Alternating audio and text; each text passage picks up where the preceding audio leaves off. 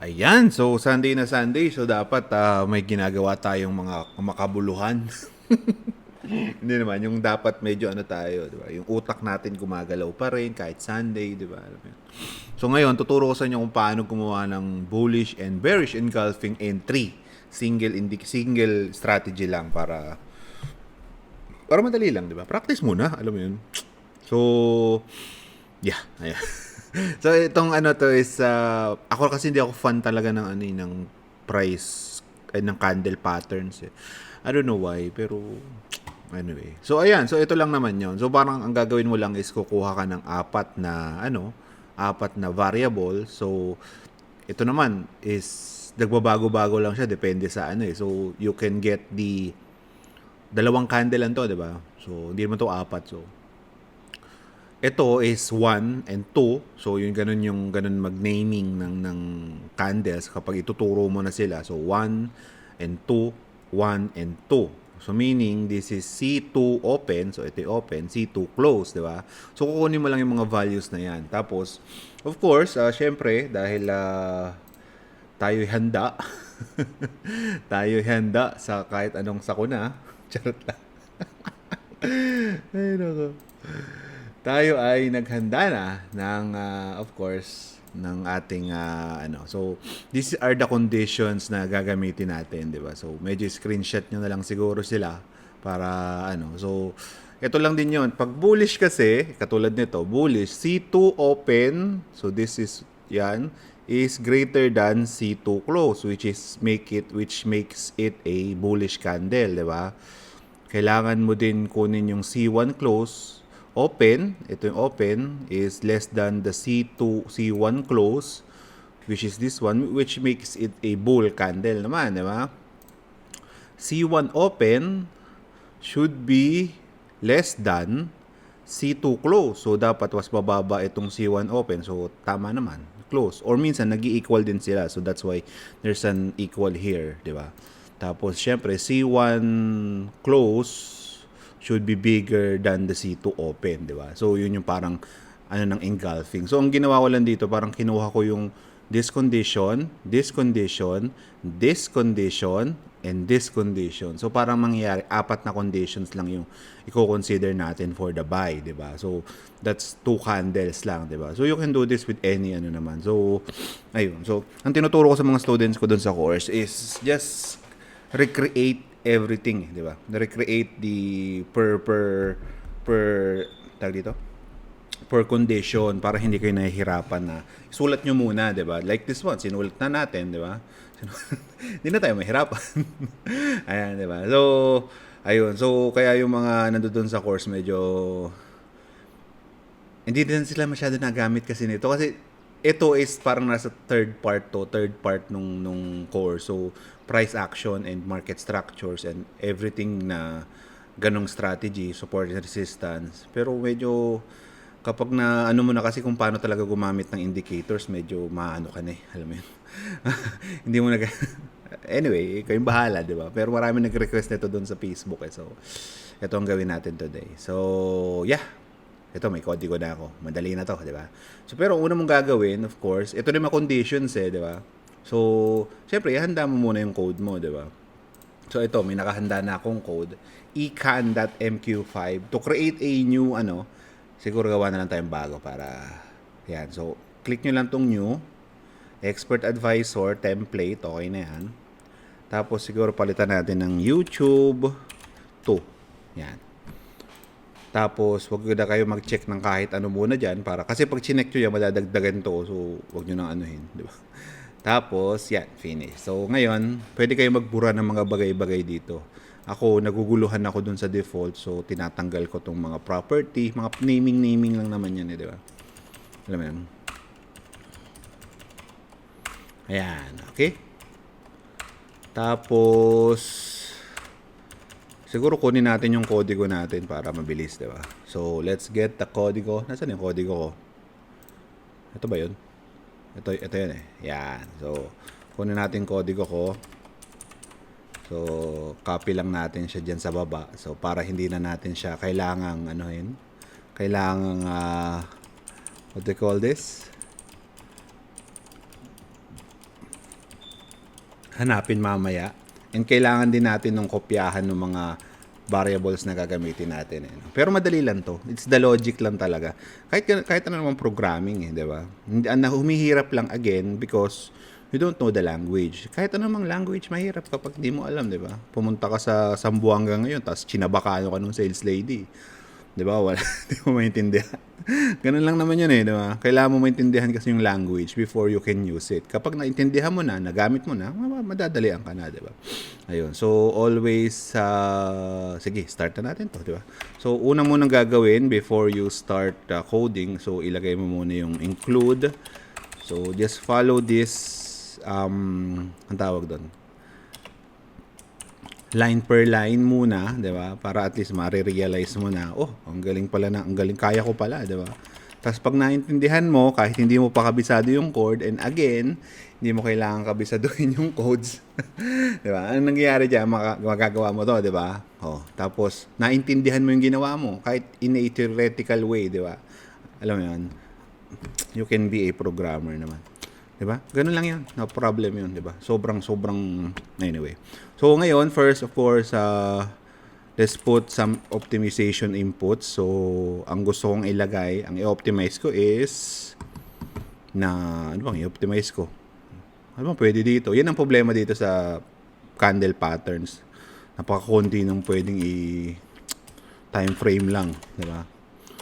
I don't know ba't ginagamit pa to ng mga tao Hindi kasi siya ma-optimize, although quants never use this because ayun, for that reason, it can never be optimized.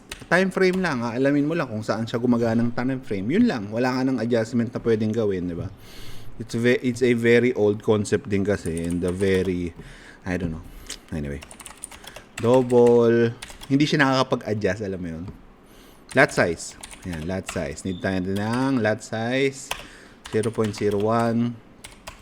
Pero some also ginagamit pa rin to. Yun naman ang maganda siguro sa ano, 'di ba? Sa mga old concepts, medyo robust pero wala lang. I'm not hating doon sa na gumagamit ng mga price candle patterns. I definitely recommend using it, 'di ba? Na studying it first, 'di ba? Pero as the point of view of a quant, medyo mahirap Nahihirapan talaga ako di ba? Nahihirapan akong paganahin siya, alam mo yun. Paganahin, and mas marami kasing mas maganda. So, ayun. So, C1 close, C1 open, C2. So, itutugma na lang natin dito para, tutugma na lang natin dito para hindi na tayo masyadong ayan, kinapi ko lang. Kopyahin natin. C2 open, close, C2 open. Tugma na lang natin doon para hindi tayo mahirapan, di ba? Ano pa ba kailangan natin? Int numpos. Ayan.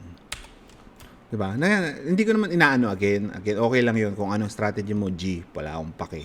Di ba? Pero I'm just saying the opinion as a quant, no one uses this because again, it's not optimizable. Pero mas astig ka pa rin, di ba? So, kayang-kaya ng EA niya gumawa ng tawag dito, ng candlestick patterns, lupit. Pero in reality naman kasi, hindi naman ganun kahirap din to, di ba? Anyway. Okay, so what's next? So, we need to get the values for this, di ba? So, kailangan natin siya mag-assign dito. So, kopyahin nyo to, di ba? Parang kailangan ko na ng, siguro, ito mga mga parang pre-code, pre-logic preparation, di ba? So, anuhin muna natin, di ba? Para at least, ba't di nagpula? Ayun, C-trade. Ayan, okay. So, what's next? So, ito, isuscopyahin nyo to by Ito, nag-assign lang tayo. Kasi ito yung mga gagamitin natin for the logic, di ba? So, we need to get values for that, for this. So, kopyahin nyo lang. Itong mga to, nilagyan ko ng input para pwede natin siyang palit-palitan sa, sa dulo, sa mismong EA para ma-optimize natin. Tapos, ano pa ba? Ayan, so, ano bang nilagay ko dito? Lot size. So, stop loss, 200 to, kasi points to 200 points. Pipettes ba ang tawag doon? Points, ayun. Points kasi ang tawag namin sa bundok namin doon eh. Tapos, syempre, hindi tayo papayag ng hindi tama ang RR natin. Kasi most EAs kasi doesn't follow those simple, I don't know why. Syempre, for rebates naman kasi yung iba doon, di ba? Anyway, ito, sige, subukan natin. So, what's next? So, we need to get the logic first. So, siguro, kopyahin na din natin ito. Kopyahin natin to para at least mabilisan tayo, di ba? So, gagawin lang natin is hindi kasi Sunday di ba? Sunday, tapos syempre dapat it's family day, di ba? Alam mo yun. Hindi dapat tayo masyadong. Pero ako rin naman ang may idea, di ba? So, hindi kasi, wala lang, parang gusto ko lang, alam mo yun. Sunday, ano ba tawag doon? Sunday Bonanza, di ba? Sunday Bonanza. Ano yun? Sunday Bonanza ang butya. Ano ba? Open. Open. Sunday Bonanza. Di ba? Hindi kasi tuturuan ko rin kayo mag-backtest ngayon eh. So, para at least hindi masayang, di ba? Malay mo, may mga tao kasing walang ginagawa ng Sunday, di ba? So, ako ang best friend nyo today, di ba? Sa totoo, wala rin kasing alon. So, I actually slept in today. And medyo nakukonsensya kung wala akong output. So, charot lang. So, I'm using the function of iClose and iOpen. So, para lang makuha yung mga values na yon. Literal na kung kunin yung price points nun eh. So, kung titignan mo kasi, ito, may price to dito, di ba? So, andito yung price chart. Dito, yan. Kita nyo ba? Nagre-record ba ako? Ayan. Ito. Kita nyo yan dyan. Ayan. Ito. May price yan dyan, di ba? May price yan dito. Yun yung gusto ko makuha. Yun literal. So, ito, tsaka ito. So, yung mga comparisons na gagawin ko is based doon sa kung anong price nito dito, kung saang price siya nag-open, kung saang price siya nag-close, di ba? Yun yung kinukuha natin, di ba? Okay? Sige. Alright. So, what's next? Compile natin. May errors. I open, I close. Bakit error ka? Lodi? Why error? Int. Wrong parameters. Bakit? Ito. Shows. Ayan. One error. Ito. Wala pa to. So, C2. Ayan. Yan. Kino-compile ko lang para makita ko may errors ako. Wala naman. Okay. Ayan. Ayos. So, what's next? We need to get the numpos also. So, that's very easy.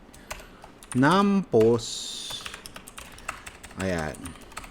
Numpos is equals to positions total. Ayan. Diba? Ito, kopyahin nyo ito rekta. Diba? Ayan. So, ito makakuha ko kung ano yung position, kung ano yung number of positions na bukas currently sa chart. So, yung mga open position, mga floating baga. Ayaw natin magpasok ng, di ba? Ayaw natin magpasok ng position kapag may nakabukas na, di ba? Yun yung parang logic nito. Pero pwede rin namang hindi. Pero, syempre, ibang lessons na yun. Tuturo naman sa inyo sa course yun. Tapos, the logic na tayo, di ba? So, for the bullish engulfing N, ayan. If, ayan, di ba? So, nasan yung kodigo natin? Di ba? Very useful. Our kodigo is very useful, huh? Alright. So, let's put it here. Di ba? I-separate ko lang sila with an end. Di ba? Kasi ang parang nangyayari lang naman dito is ayan, di ba? Very easy. Tapos yung isulat nyo muna eh. Kasi kung hindi naman nagme-make sense sa papel yung nyo, yung logic nyo, di ba? Doesn't matter, di ba? Alam mo yun? Hindi rin talaga magme-make sense sa code yun, di ba? Alam mo yun? Di ba? Bilis. Tapos lalagyan natin dito, buy now. Siguro print tayo. Print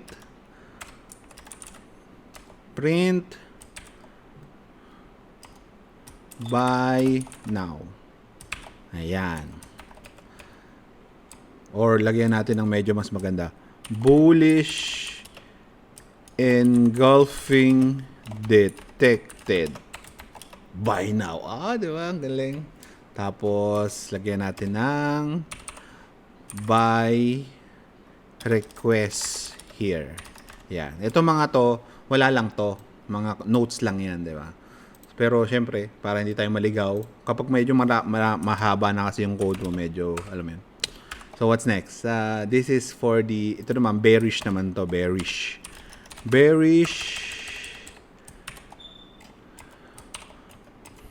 Bearish and gulping. Ayan, ayos. So, alika, mangodi ko na lang ulit tayo. Mangodi ko ulit tayo, guys. Diba? The logic is, nandun eh. Diba? Alam mo yun. So, explain ko na lang din kung ano bang ginagawa ko dito. Ito yung logic. So, pag if kasi, pwede kang maglagay ng multiple conditions kasi dito. Yung multiple conditions, like this one. So, multiple, per condition, dapat naka-separate sila nito. Dito. Yan. Ano bang sign to? End sign. Da? So, ibig sabihin nito, this condition should happen, this and this condition, and this condition also should happen, and this condition also should happen, di ba? Yun lang yun, napakadali, di ba? So, parang dapat mangyari yun, di ba? Para mangyari, para tumuloy siya dun sa loob ng, para i-print niya to, di ba? Or para i-buy request niya, di ba? Yun yung mangyayari. Ay, kulang pa tayo, di ba? Kailangan din is walang position na bukas. So, num post should be equal sa 0. Ayan. So, kakopy ko lang to dito. Ayan. So, okay. So, what's next? Ano nang atin? So, copy na lang din natin to. Ayan. So, pero, bearish naman to. Bearish. Diba? Ang ganda na ng natin. Sell now. Diba? Sell now. Tapos check natin mamaya kung tama ba yung ginagawa niya, di ba? Okay. So, what we did is we get the values here. We get all the values for that, the price. We get the, parang ang mangyayari kasi check niya. Bago mag-trade, check niya kung ilang positions yung open, di ba? Tapos, ayun, ito na yung mga conditions natin. Ito yung mga sinulat natin kanina, di ba? Ito yung kinodi ko na lang natin, di ba? So, we can actually we can actually run this na, di ba? Subukan natin. Request here, compile. So, we have 2 errors. Why do we have 2 errors? Because, kulang tayo ng, ayan, closing nung on tick. Okay. Compile, boom. Bakit? Ano nangyari? Wait lang. Feeling ko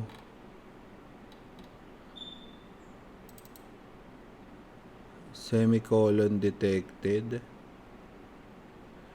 Ito. So, okay. Tapos, ito rin. Ayan. Tikan pa ako magbura. Ayun. Wala na. So, testing natin. Ano pangalan ng EA natin? YouTube 2. So, ito medyo marami na. Hindi, ito for the course to. For the course.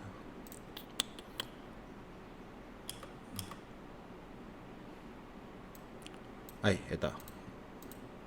Tingnan natin kung, ayan, may nadidetect naman siya na buy now, sell now, buy now, sell now, buy now, sell now. Yeah. Buy now, sell now. Ayan. Kaso, wala pang buy and sell. So, yun yung dadagdag natin next. Yeah. Okay, let's put in the buy and sell sequence, diba? So, madali lang naman yon. For the buy, again, kailangan natin kunin yung ask price. Lagi naman ganon. So, that's a very simple. Ask price, ask, ay equal sa symbol info nung symbol at tapos ang kukunin natin ay yung symbol ask.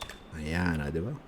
Tapos, after natin makuha yon, kailangan natin kunin yung SL price, di ba? SL price should be ay yung ask.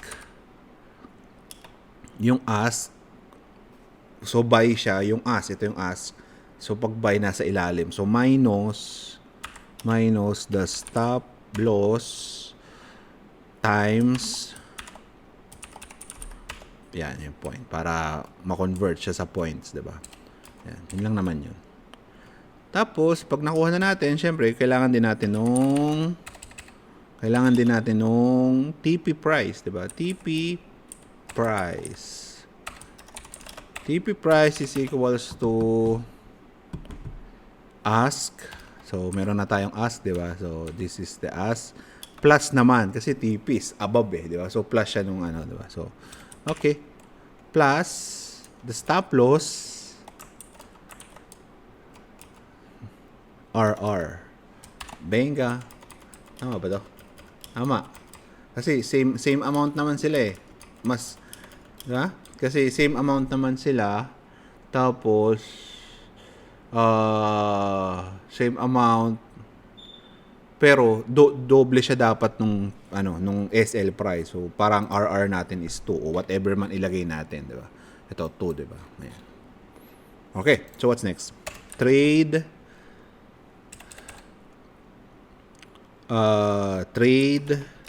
dot buy. Ayan. So, the buy should be a lot size. What's next? Symbol should be a symbol. Yung default. Kapag nilagay nyo to, pwede kayo maglagay ng kahit anong symbol dyan. Kaso ang problema, syempre ayaw natin nun. Ilalagay pa natin every time. Gusto natin kung saang chart natin siya tinitest, diba? Yun ang mahirap. So, this is yung ask price. So, this is ask. Ayan. This is the SL. So, SL price. Ayan. So, this is the TP. TP price. Ba't di nalabas? TP price. Kaya hindi nalabas kasi mali yung natin. Price. Ayan. Tapos, what's next?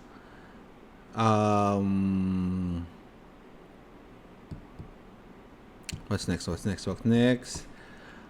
Yung comment to, no? So, comment tayo. Awesome EA. From Awesome EA. Diba? Ayan. So, ang ginawa lang natin is we get the TP price. Ayan. Okay. So, let's tignan natin kung copy na rin natin to. Papalit-palitan lang din naman natin, di ba? So, benga.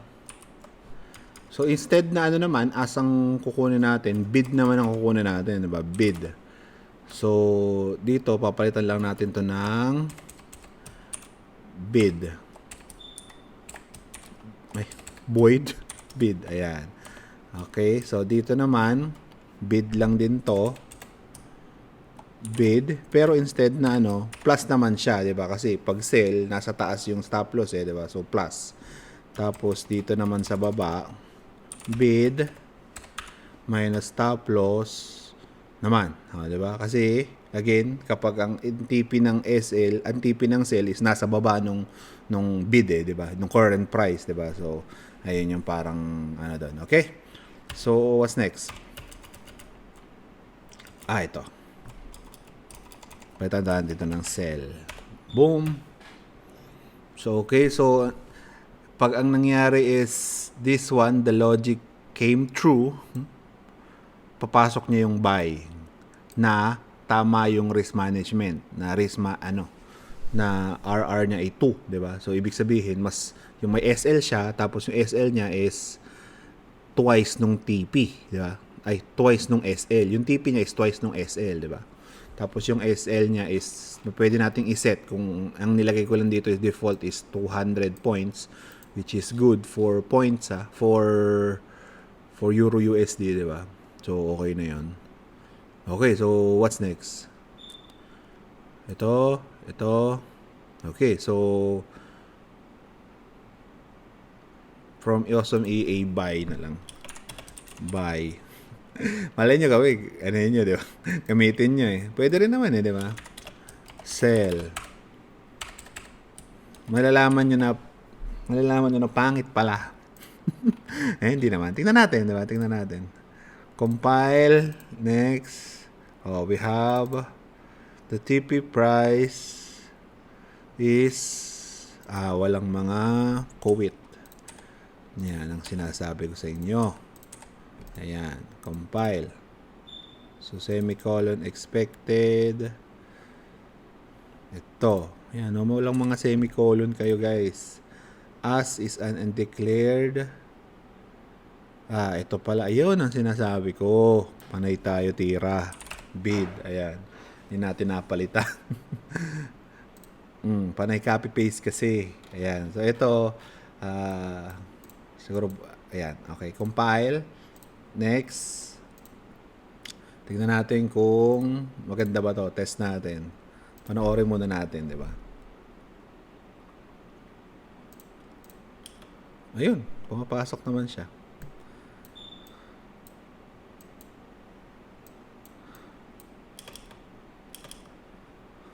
Ayun oh. Kaso, kailangan natin puntahan para ma-check natin. Actually, ito pwede na oh. So, this is a bullish engulfing. Ayan. So, tanggalin natin yung grid para maganda. Ayan oh. This is a bullish engulfing, di ba? So, nagpasok siya dito ng buy, which is okay. Dito naman, nagpasok dito siya ng sell. So, this is a sell with a bearish engulfing right here, di ba? Ang ganda, ano?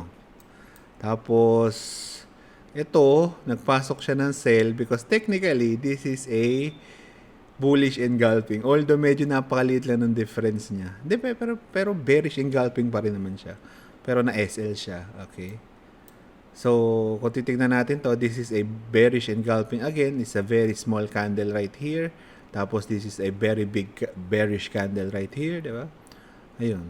Ano pa ba?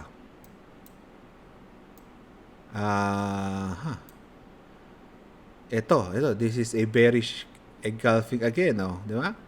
Tapos, nagpasok siya ng sell. Diba? Tama ang ginagawa ng EA natin. Ngayon, ito may open na trade. So, this is a open trade. Ang problema, kung papansinin natin, very little lang yung difference niya. And actually, parang ano nga siya. Pero technically, kung titignan mo yung prices niya, it's still a bullish engulfing. Yun lang ang problema, di ba? Pero, technically, kung kukunin mo lahat ng bullish and bearish engulfing dyan, na as entry, ito yung magiging result. Sa 1:2 na ang iyong TPI, ano, so, di ba? So, kapag tinuloy-tuloy natin tong backtest natin, mapansinin mo that the graph will be begegeng. Ano? It's not that good, di ba? We can test it kung saan gagana. So, we can test it kung gusto nating paganahin sa ano bang date ngayon? September na ngayon, ano? So, try natin hanggang August lang. Till today, ayan. Tapos optimize tayo. Mabilisan lang. Ito ang problema, time frame lang talaga eh. Wala siyang parameters, wala siyang ano. Eh, hindi natin alam kung saan talaga siya gagana eh, di ba? Yun ang problema. Yun talaga ang malaking problema sa candle patterns eh, di ba? Pero okay lang naman. Tingnan natin kung gagana siya. So, we have 21 options. So, gumana siya sa 6 minutes. Sa 6 minutes. Tapos, 88 trades ang kinuha niya. Eh siya. Try natin. Double click. Backtest. Win rate niya kapag sinunod mo is 35.23. Diba? Pwede nating i-optimize din yung time frame. So, 6 minutes siya. Siguro optimize natin yung ano. So, 200 instead na 200, gawin nating ano ba tawag dito? 100. Ano ba to? Kasi, hindi pwede. Dapat 10 lang. 10. Tapos, let's say, this is 400. Subukan natin ba?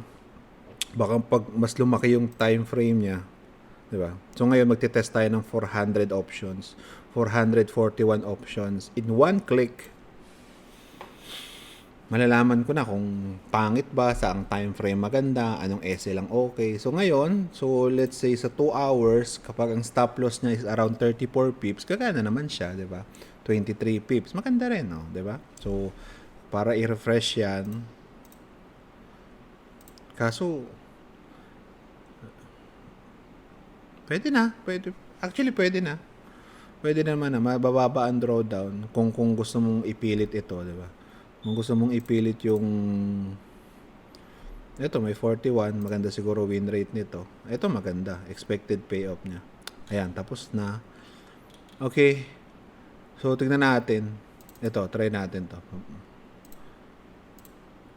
It's good. Kung susundan mo siya sa 2 hours, mukhang okay siya sa 2 hours with the SL of 340, that's 34 pips, 'di ba?